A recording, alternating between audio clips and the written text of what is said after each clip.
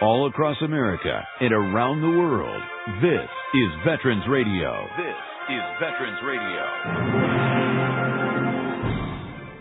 And now, your host for today's program, Dale Throneberry.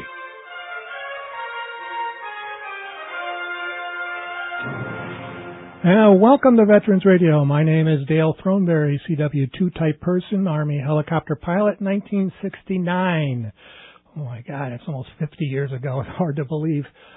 Welcome to Veterans Radio. Spring has sprung in Michigan. We got over 60 degrees today. The snow has finally melted. It's a gorgeous weekend here in the Midwest, and we are so excited to have you on our program. We've got a great program for you.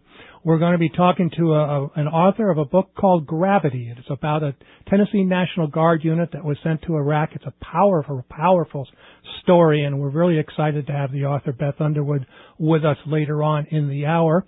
As you know, each week on Veterans Radio, we've been really pushing the idea of hiring the veteran. And so on today's program, we've got another guest, and this is from a really big organization, so I'm really excited to have her on the program. And before I talk with her, her name is Jennifer Gearing, and she is the Senior Director of Business and State Engagement for the Hiring Our Heroes program at the United States Chamber of Commerce Foundation. That's the United States Chamber of Commerce. That's the big one. And she is the Senior Director, as it says, of the Hiring Our Heroes program. She has been with the Chamber of Commerce since March of 2003. She's lived in Michigan. I just read that this morning, finally read my PR piece I got. She was president of the Dearborn Area Chamber of Commerce in Michigan for over 8 years. And she's a graduate of Bowling Green University. That's another MAC school, so we like Bowling Green. And right now I want to welcome Jennifer Gearing to Veterans Radio. Thank you so much. It's great to be with you this afternoon. Thank you very much for taking the time out of a beautiful Sunday. I'm sure it's Sunday where are you anyway? I'm in Washington, D.C., and it is beautiful here today, too. Spring has finally reached the Northern Virginia and D.C. area. It's exciting when the sun is out and, you can go outside and just kind of take a deep breath and it doesn't freeze your lungs. That's right. As we do have. Well, Jennifer, as I've mentioned in your introduction, the reason that we have these organizations on Veterans Radio is because of all the amazing work that all of these corporations are doing. And I find out that the United States Chamber of Commerce Foundation also has a Hiring the Heroes program. Could you please tell us a little bit about your program? I'd be happy to. We just celebrated our 4-year anniversary.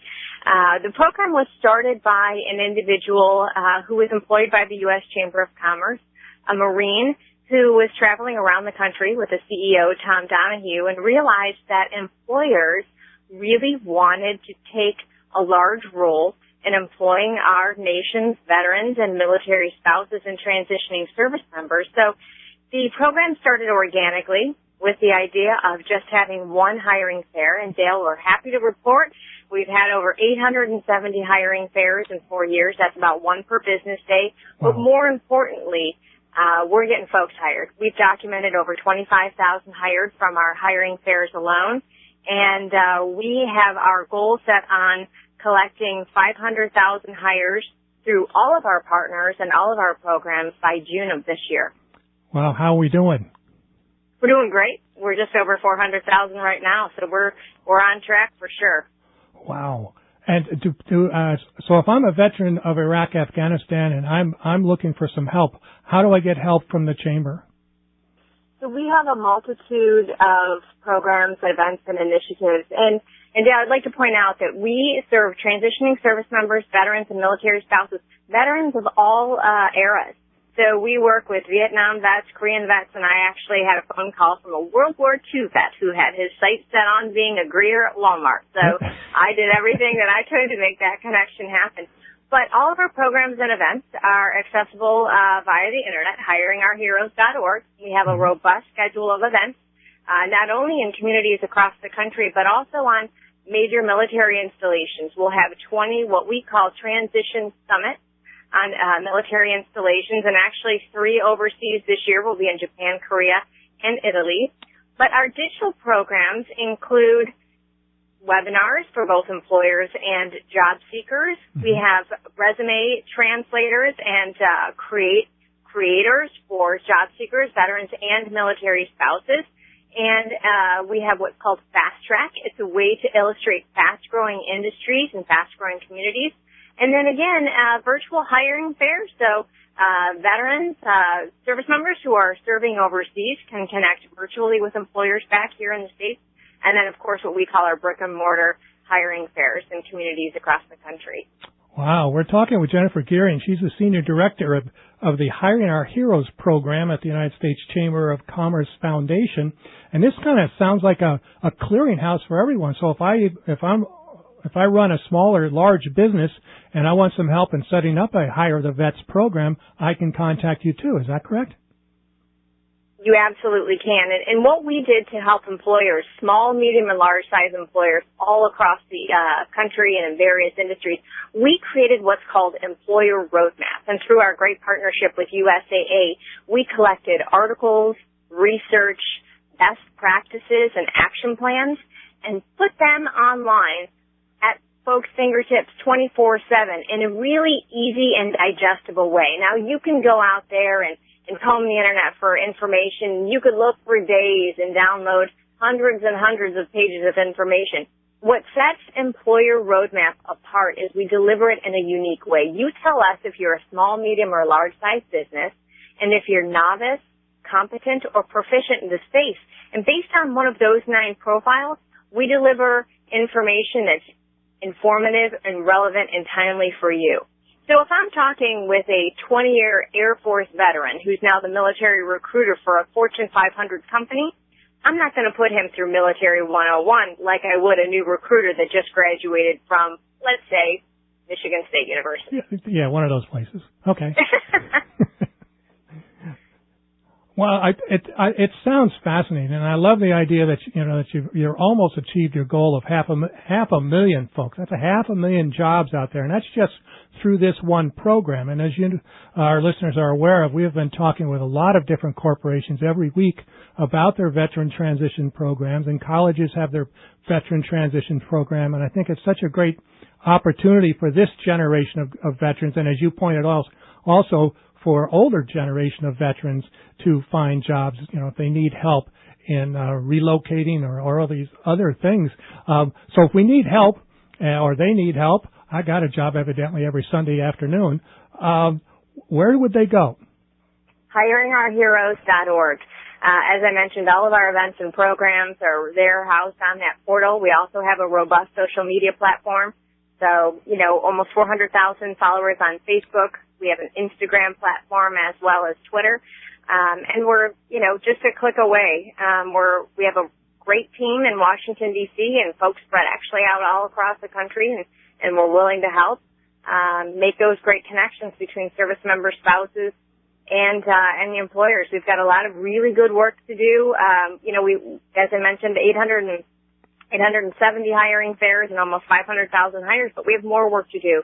We have 1.5 million transitioning service members who will be transitioning into civilian life in the next 3 to 5 years, and this really becomes an issue of workforce development. So we want to make sure that we have all those great resources at the fingertips of both, the job seekers and employers alike.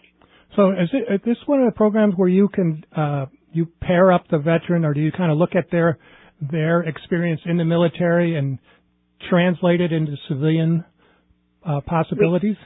We do. We have a great program. It's called the Personal Branding Resume Engine for Veterans, and we have what's called Career Spark for military spouses. And we help them translate that experience. In the instance of a veteran, we help them take those MOS codes and their education and their awards and acknowledgments and put them into a resume that's easy to read for a civilian. And then for our military spouse population, they've got incredible volunteer experience, work experience, sometimes gaps in the resume because of PCSing, and we help put a resume together for a military spouse that really showcases the great experience they have and the great values that they would bring to an employer as well. Wow, this is great. I was talking to a young veteran the other day, and he just couldn't figure out how to put a resume together, and now I've got a place to send him. Absolutely. Personal Branding Resume Engine and Career Spark both powered by our good friends at Toyota. And I should mention everything that we do is free. So accessible, we don't want to put any barriers in between our job seekers and employers. So we've committed to making sure that all of that is, all those resources are accessible. This is really exciting, Jennifer. Thank you very much for being on Veterans Radio. For all of you out there that are listening, go to hiringourheroes.org, and this whole thing is in front of you. I'm looking at their website right now, and I'm thinking of getting a new resume, see what I can come up with. Well, thank you very much, and I hope to have you on again and get an update of how things are working, and maybe getting on your mailing list so I can find out where your hiring fairs are, and we can alert our local audiences. That'd be great. We have monthly newsletters that we send out to employers, job seekers, and military spouses. So I'd love to have you subscribe to any one of those newsletters on our homepage. All right. Jennifer Gearing from the Hiring Our Heroes program at the United States Chamber of Commerce Foundation, thank you very much for being on Veterans Radio. Thank you. All right. Men and women are coming home right now. There's another place for you to go find a job. They'll even take your MOS and translate it into a civilian skill, and those employers are going to hire you, because we know that hiring a veteran is a good job and a good idea, and they work hard and they follow orders, and they can improvise, and they can just go to plan C, D, and E if things don't go right. We're going to be taking a little break right now, and when we come back, we're going to be talking with a good friend of ours, Joyce Faulkner, who has her own publishing house that I just learned about a couple of weeks ago. And she's going to be talking about some of the stories that the publishing house is putting out there, including our guest later on in the program, Beth Underwood, with her book, Gravity. So we'll be right back after this message. You're listening to Veterans Radio. And we're back on Veterans Radio on a beautiful Sunday afternoon. The sun is shining here, and I know that the sun is shining in Pittsburgh, Pennsylvania, where our next guest is. And I'm welcoming a good friend and frequent supporter and guest on Veterans Radio, Joyce Faulkner. Joyce, welcome back. Hey, it's nice to hear from you again. How's things going? Going really well. In fact, I'm so happy to have you on the program and talk about your publishing house. I like the sound of that, don't you? I do too. It sounds great. I just want to remind our audience that Joyce, I met Joyce at a Military Writers Society of America conference. I don't remember when it was now. 2009. Wow. Okay, 2009. And she was the president of that association at that time. And I had a great time there. Met just so many incredibly talented men and women and writers and veteran writers and so forth. And it's just been a supply line for Veterans Radio to introduce you to some really great stories. And that's what I think what both of us are dedicated to, is getting those stories out. And when I was reading the PR part of your blog, for her publishing company is called Red Engine Press, correct? Yes, Red Engine Press. Where did that come from? Well, we had years ago, we started this company, I think probably around 2006, and we're partnering with a gentleman who was a disabled fireman. And he wanted to call the company Red Engine Press. Now, in my mind, I had a red locomotive, a choo-choo train. Oh, that engine. But, of course, he was thinking about the red fire engine. Okay. So he is a step back now. He's getting better, hopefully, in his health and his issues. But Pat McGrath Avery and I have chugged on with our Red Engine Press, and we originally had and still had many varieties of genre. And when I got involved with the military writers, we kind of put Red Engine Press not completely on hold, but we weren't going full force.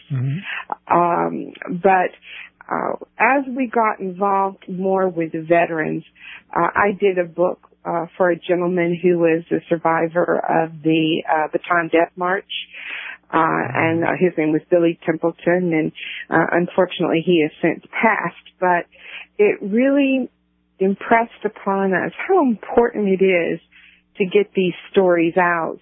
Billy had lived a long life, and he had 3 wives, 3 sets of children, and while he had never not answered a question, none of those kids knew the whole story from beginning to end of what happened to him during World War II. And when we finished the book, and it was very trying for him to go back to those times, as you can imagine. Sure. But when we finished the book, his children came up to us and thanked us that they now knew their dad in a different way. And interestingly enough, we had arranged for a launch of that book in Branson, Missouri. Mm-hmm. And the young Marines and sailors and soldiers were so excited to meet Billy and so enthused to hear what he had overcome. And you could see that what he had to say mattered to them. And after that, we felt very dedicated to getting those stories out while there's still time to do it. And hopefully going to the next step, you and I have talked about this before, of encouraging people to write their stories themselves. Mm-hmm. There are lots of good reasons to do it. One being that you want to tell your story your way. And let's face it, your story is your story. We did a book on the Sunshine Tunnel Massacre survivors where there were 9 guys that we were including. And they had 9 totally different experiences. You know, the tall guys saw things differently than the short guys. Right. The guys at the front of the line saw something different. The guys at the back of the line, the guys who were shot, experienced something differently than those who weren't. So at first they argued with each other. That couldn't possibly be. That didn't match my impression. But what we finally did was say, okay, we believe all of you. And your story is your story. Yeah, that's the way you saw it. In fact, Joyce and I really kind of bonded a little bit over her book In the Shadow of Suribachi because we found out that both our fathers had been at Iwo Jima, yes, along with an awful lot of fathers of members of the Military Writers Society. Yes. So we kind of had an informal Sons and Daughters of Iwo Jima meeting and found that, as you mentioned, that we didn't know all the information about our fathers. Either they didn't tell us or we just didn't ask. And I think that was probably... We didn't know to ask. We were... maybe you would have asked more because you're a veteran yourself. But, of course, I was not part of that world growing up. So I didn't know the right questions to ask at the time. I didn't get to because, unfortunately, my father passed away when I was 15. And I didn't say, hey, Dad, what'd you do in the war? I found an album after he had died with all these pictures and things in it. Yeah. And I went, if only I had known what what kind of kid was I. So yeah. Well, in my case, I had known about this book. I remember sitting in my dad's lap and looking at the pictures when I was maybe 5 or 6. But we just moved this last week, and all those old things I found boxes of. Oh, yeah. And just going through them and looking at the picture. He was a Munchkin Marine. He was like 5'1", 90 pounds, those realities, when you put it together with, the rifle is almost as tall as he is, and you start really thinking about what it must have been like, it's stunning, the things you don't realize. Right. And I what I want to get to here, we've got about 5 minutes, I think, until we come up to a break here, is that one of the things that Red Engine Press is doing is that it appears that you're trying to collect a lot of these stories from various authors. And when I contacted you last week, you were kind enough to put me in touch with Beth Underwood. And how did you find her before I bring her on? Well, Beth is a member of Military Writers Society of America, and she has been working on this book for a long time. And she approached my writing partner and business partner, Pat McGrath Avery, and said, I've got this manuscript. Take a look at it. And we were interested right off the bat, because we have a lot of material of World War II. We have material of Korea. We have Vietnam. We have nothing on the current series of wars that have gone on. And we were very interested in what she had been working with. And she was trying to bring to the families of people who had gone to war for quite an extended period for a National Guard unit. Mm-hmm. And their experiences, I think you will be the first to say, is very often when you first come back, it's really hard to talk about it, and everybody seems so far away from you and so distant.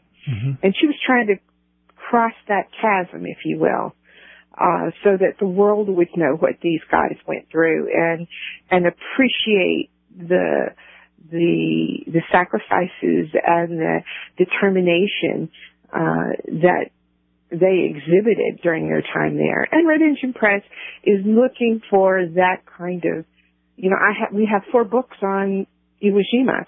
We have a couple of books on Korea. We have lots of books on World War II. And this is our very first for the war in Iraq.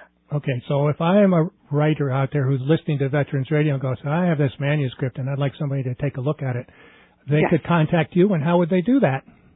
They can contact me at redenginepressinfo@gmail.com. There we go, redenginepressinfo@gmail.com, and your website is? redenginepress.com. There you go. www. Easy to find. It is easy to find in there, and the website has got covers of hundreds of books on it, and Yes. I think that they're going to really enjoy it. And Joyce, I'm going to ask you to stay on the line for as long as you can, but I want to bring Beth on before we take our break just to kind of introduce the book. So joining us here on Veterans Radio is the author of Gravity, and that is Beth Underwood. Beth, welcome to Veterans Radio. Dale, thank you so much for having me on. Great to be with you guys. Thank you so much for making the journey home safely, or if you're on the side of the road, I appreciate that too. No worries. No worries. That's good.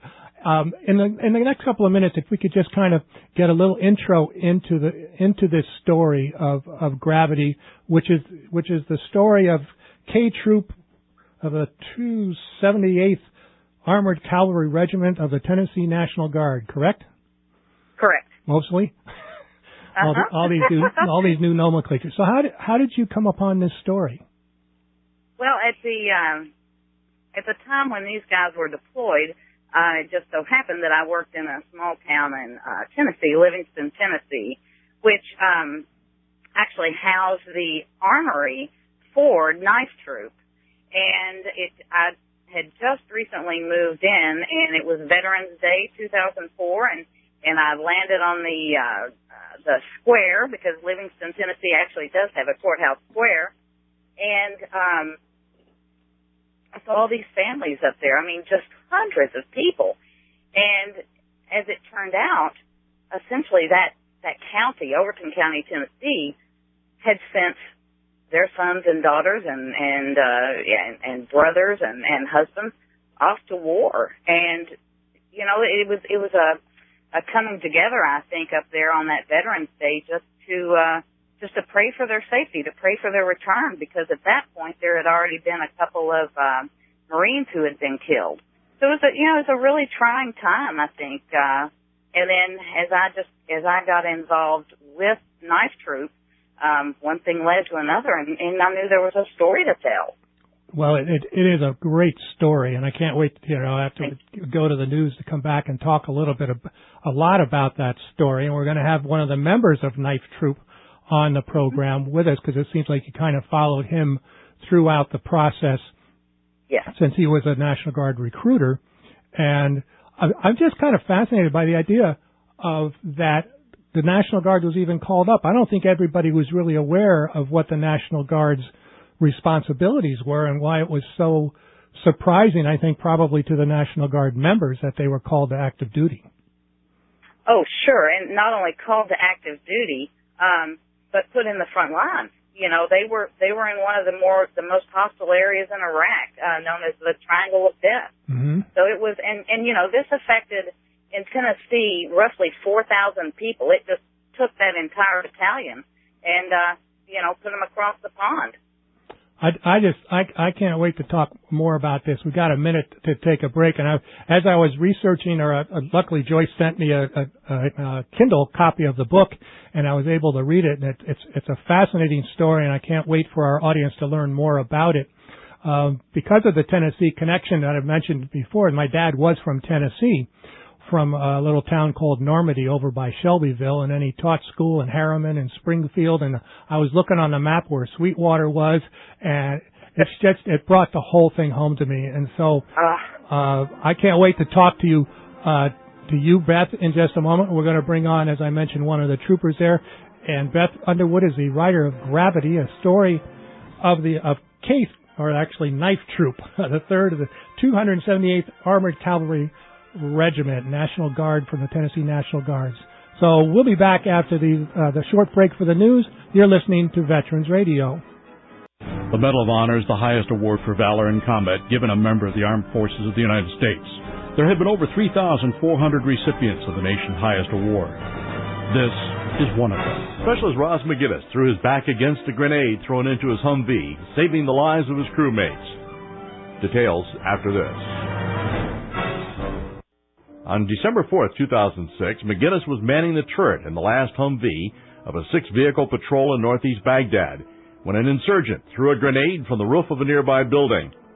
As he stood up to get ready to jump out of the vehicle, as he'd been trained to do, officials say McGinnis realized the other 4 soldiers in the vehicle did not know where the grenade had landed and did not have enough time to escape. He threw his back against the radio mount and smothered the explosive with his body. McGinnis was killed instantly, while the other 4 men survived. He was awarded the Medal of Honor posthumously by President Bush on June 2nd, 2008. The Medal of Honor series is a production of Veterans Radio. And we're back on Veterans Radio, listening to the caissons moving on, as they say. If you'd like to get in on the conversation today, you can give us a call here at Veterans Radio at 734-822-1600. That's 734-822-1600. You can follow us on Facebook and on Twitter. Not that I know how to use any of those things, but we like to try and use them as much as we can so people can keep updated with what we're going on with. I have a little review of the book Gravity written by Beth Underwood that was sent in by a friend of ours, and I want to read this to you. It says, Beth Underwood has written a compelling tale of America's citizen soldiers, weaving a tapestry of how demanding the strands of military and civilian life are. People who trained on weekends, often without the advantage of continuing professional guidance provided by our regular military branches, are asked to step into the fire of war in a dust bowl a lifetime away. Our wars against terrorism have forced our reservist and National Guard personnel to walk the tangled line between warrior and family member in and out a number of times. Gravity pulls the reader into the turmoil and refuses to let go. This is by our good friend Mike Moon Mullins, and another one of the award-winning writers from the Military Writers Society of America. Beth, I think he kind of describes what your book is about, don't you think? Oh, did we lose her? Did we lose Beth? I would say we did. Sounds like we might have. I think we might have. So we'll track her down. So, all right, Joyce, tell me what you think of Mike's comments there. Well, I think Mike obviously hit the nail on the head. When I first read this book, I was just absolutely stunned that so many people were in the line of fire, and they were in the, quote, triangle of death. They were right where things were happening that I would have thought our regular troops would be. I was totally unprepared to realize that these guys, had jobs and homes and kids and all of these things with the expectation that they would just be serving for short periods of time or, do the weekend warrior bit. And these guys were in there doing it. That's what I thought. In fact, we're going to skip ahead a little bit, and I'm going to ask John McCulloch, I'm probably mispronouncing that, Mac. If I did, I'm sorry. Who was one of the members of the story that Beth wrote about? Mac, welcome to Veterans Radio. Oh, outstanding. Thank you for having me. Well, thank you for, I know it sounds a little bit of a cliche, but thank you for going there and doing your job when it probably wasn't expected by you or the other members of your group. Well, there was a few who didn't. I mean, there was a few who did, and that I think Beth captured it perfectly.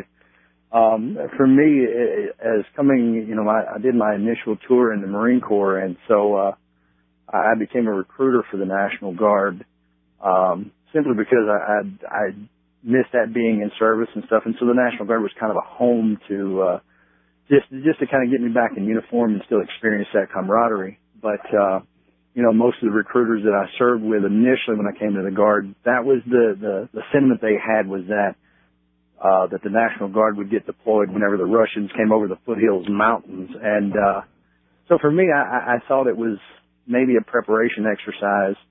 Some of the others thought, they wouldn't have spent this kind of time and effort in trying to get us ready to go. But me, I kind of straddled the fence there for a while that, there's no way they're going to take a little troop out of Sweetwater, Tennessee and truthfully activate them and send them across the pond. And so the closer we kept getting to it, I'll have to admit there was a part of me that started to get excited about it simply because the training that I experienced in the Marine Corps, I guess you always question yourself as a soldier as to whether or not you could actually face the rigors of what it's going to take. Mm-hmm. And so there was a part of me that was excited about it, a part that was nervous, and that's exactly what I think Beth has done. Is she's captured the roller coaster ride of emotions that you go through when you do have to face and confront this, and that you do get through, an 18-month deployment. I think you learn a lot about yourself in this process. So I really can't. I can't start to thank Beth enough for what she's done and what Red Engine Presence has done. Is that not many soldiers get the opportunity to hold that time that they spent there in their hands. No, and it's such a great story. And how do you pronounce your last name so I don't butcher it again? It's McCullum, but that's the reason the nickname Mac exists. Okay. All right, I can't read phonetically. It doesn't work all the time. Beth is back on the line. Beth, welcome back to Veterans Radio. Thank you. Glad to be back. I know you. I don't know where you went, but Beth, I'm going to ask you first, and then Mac, if you want to jump in, feel free. I want to talk about some of the other men in this story and the relationship, because one of the men was a football coach, wasn't he? Mm-hmm. And he ended up in the same unit with three of his former players. Right. Eric Weaver, who is now principal at Sweetwater High School and still coaches football. That's amazing. That is amazing. My dad's contract, he was principal at Harriman High School. His salary was $125 a month. I hope he's doing better than that now. I hope so too. What a small world, though. It is a very small world. So tell me about these four especially, who were training on weekends, and they go away for a couple of weeks in the summertime, and the next thing you know, they're shipped down to Mississippi and then out to California, and off they go.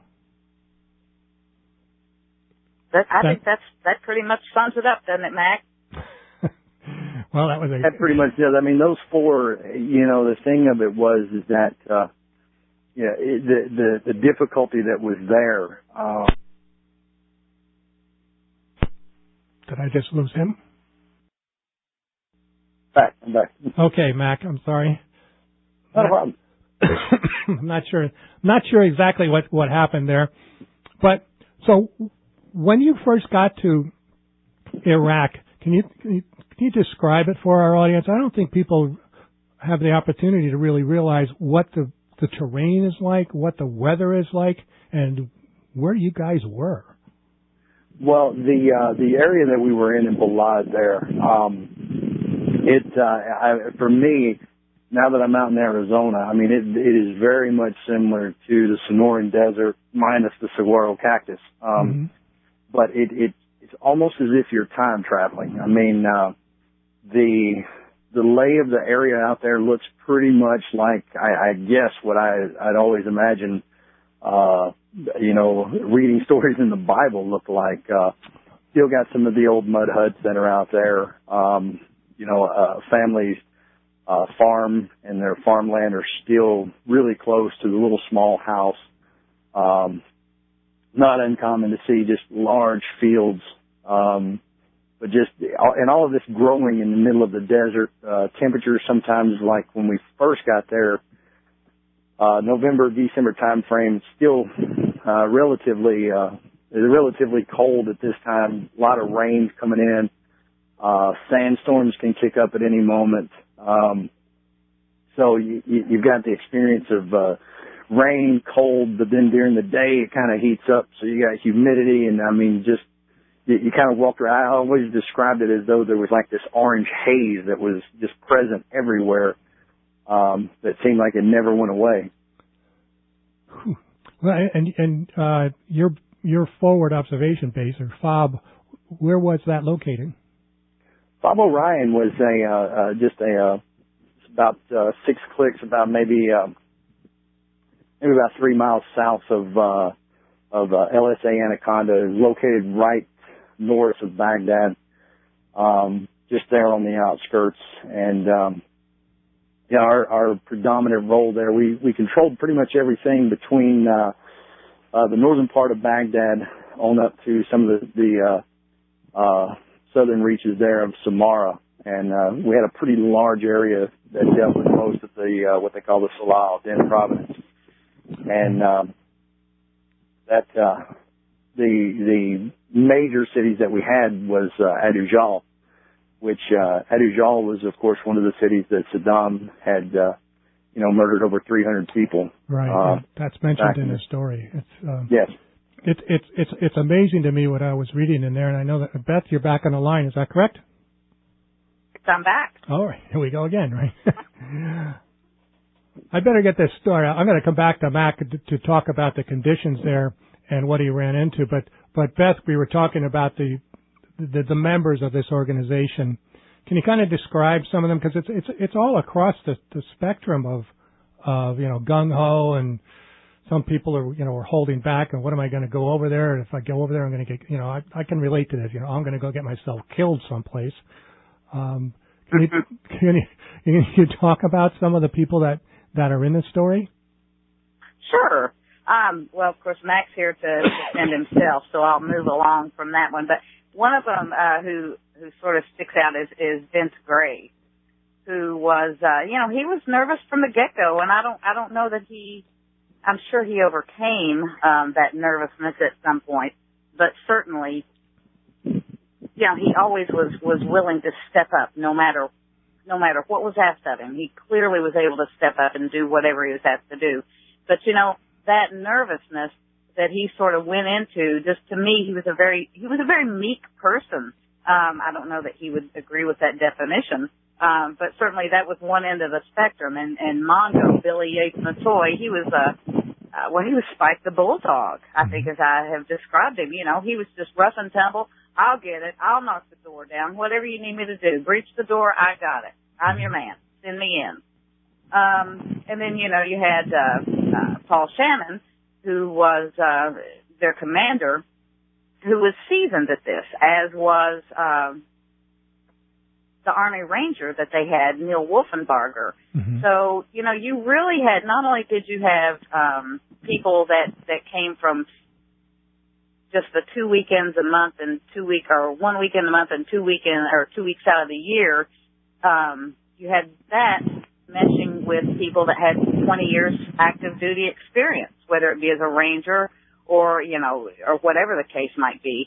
So you had the experience levels, but then you also had the personality conflicts. And I think in the end, one of the beautiful parts of their story is that with all of these different personalities and different experience levels, they made it work, and they made it work very well. Yeah, it sounded as though that you guys really had a system going there that was working for you, Mac, and I can't imagine going out. Luckily, I was never on the ground that long. So I was a guy that just dropped you off and took off and went away and came back to get you later on. So I can't imagine the pressure and the tension that you're under when you're going down these roads every day and they're blowing up on you. How can you convey a little bit of that feeling to our audience, you think? Well, that is probably the most difficult part to explain, because it's one of the biggest reasons I think that my experience as a recruiter says it keeps people out of service is that this level of fear. But the level of fear that you had every day didn't really have a whole lot to do with yourself. The most important thing and most important aspect that your fear incites when you're out on a mission is not what happens to me personally, but what happens to what happens to the soldier on my left and my right. What happens if I don't bring 110% to the table today, and my actions cause someone other than me to get hurt? And so when you're writing, you have this intense feeling that I have a commitment to the soldiers I'm with to give my absolute best because their life depends on it. So it definitely is defined by one of the Army values of selfless service and what that means. So again, even to this day, while we make a lot of jokes between each other, Big Weave, I still get reminded from Big Weave of an IED that I just missed one day, and then you kind of learn to make jokes about it, even though the seriousness of it is, well, it could have cost someone their life, and when it doesn't, and you get lucky, well, then of course you do the next best thing is, and you bring that up as a constant reminder that, hey, you almost messed this up, but it's that commitment that you feel for one another that just really, it seems to make it a lot easier to deal with. I think that's so important, and as you were mentioning it, I was thinking, we are more concerned about the people on our left and right, that we can't let down our team, by not concentrating on whatever our job was. And you were talking about Captain Shannon, and Lieutenant Tippins was nervous about how is he going to perform, and it looked like he performed just fine as it was going along. We've got about less than 10 minutes to go. Talk a little bit about Joey Hunt and Vic Lawrence, if you would, Beth, start off with.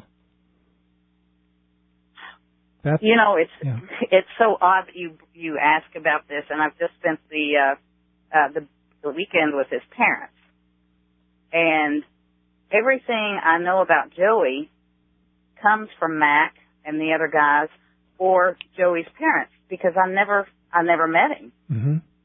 And I just sort of, everything that comes up in my mind is just this good old boy who probably always had a trick up his sleeve that nobody else really knew about. And it's like maybe he had a little secret. Maybe he had a little secret to dealing with life.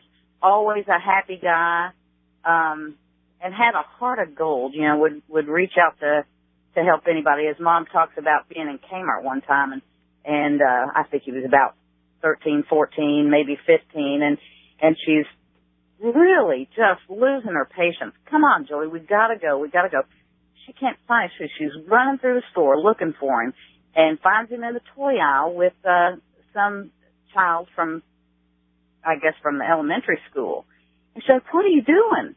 And he said, "Mama, he just wants this toy. He doesn't have enough money. I'm trying to help him find something he has enough money to pay for." And those stories are just everywhere. When Tim and Marcia, his parents, talk about him, that's what they talk about. Just a gem of a person. And then Vic, unfortunately, his father has since passed away, but I did meet with him a few times.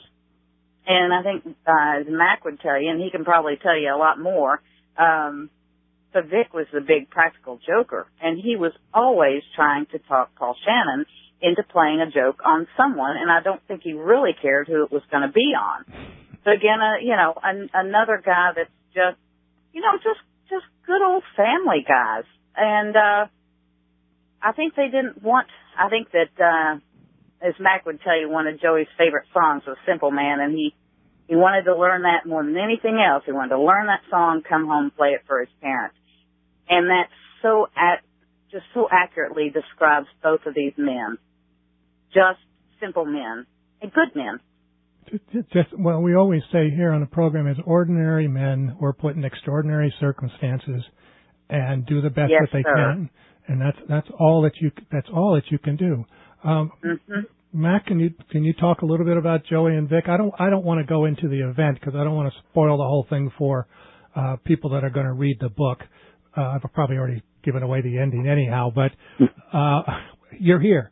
So, but tell me a little bit about these two and about the men that were in your organization or your platoon or in your in your knife troop and how you all related to each other. Because I found that to be interesting. Well, the thing of it was is that the 3rd platoon was just, pretty much they were labeled as rebels. From the time that we got passed off from, we were originally in Bravo Troop over in Sweetwater, and it was almost as if this group was just hand-selected by the commander of B Troop, that if I have to go, this list of men is going to go with someone else. We're known for maybe not being the most user-friendly.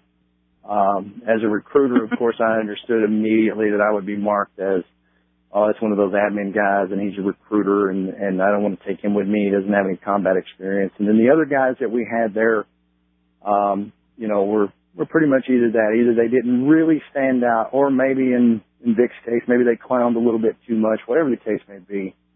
But it kind of cemented us together that this was a little family that, we took comfort in one another. We kind of figured that we were going to get, as you know, they say stuff rolls downhill in the military, and here we were at the very bottom of the hill. We get a K Troop. We're going to be attached to them. Then K Troop's going to be cut out. They're going to be attached to Wisconsin. So as you were looking at who was on the top, sending the stuff down the hill, you were sitting here in 3rd platoon, knowing what's coming at you while you're at the bottom. But it cements us together to where that no matter what came, and when Beth was talking, for me, Joey, as a squad leader, Joey always was kind of that thing that whenever I felt, because you get frustrated as a leader and you really can't convey to everyone below you how you feel, that you're starting to get frustrated. And for me, I was really cold down in Camp Shelby. It was raining, and we're out, we're running some sort of training exercise. And I'll never forget that day was one of those days I was like, you know what? I don't even know what I'm doing. Why am I here? My wife's at home. I had twin daughters that were on their way, and what am I doing here? And I look over and I see Joey sitting outside and just rain pouring on top of him. He's got a little poncho kind of wrapped around him. But he had this look on his face, this little, we always called it this little sheepish grin that he had, that like Beth said, it looked like he had this secret. And I kept thinking, okay, no matter how bad I feel today, if he can sit here, soaked to the bone, freezing to death, and he's got this little secret going on, okay, I'm all right, I'm gonna keep doing what I got to do. And Vic, with his practical jokes, well, you always kind of hang around with him just to see what's going to happen next, because it was always something that was going to be absolutely funny. More than likely going to be something inappropriate, which is going to make it even more funnier. Well, I have to stop the whole thing. This time has gone so fast, folks. We're out of time. I just need to thank you both very much for being on Veterans Radio, and I encourage our audience to go out and buy this book. It's by Beth Underwood. It's called Gravity. You've got to read this story. These men are amazing, and this is an amazing story. So thank you both very much. I hope to get you back on the program to finish talking about this. Thank you for being on Veterans Radio. Thank you. Thank you so much for having me. It is my pleasure. Trust me, both of you. All right, folks, that's another story that you've heard about here on Veterans Radio, and we will be back next week. So make sure you tune in. You can go to veteransradio.net, and you can listen to our archives, and you can listen to our program. And look for an email this week. We're looking for a little support. You might be hearing from us. So until next week, you are dismissed.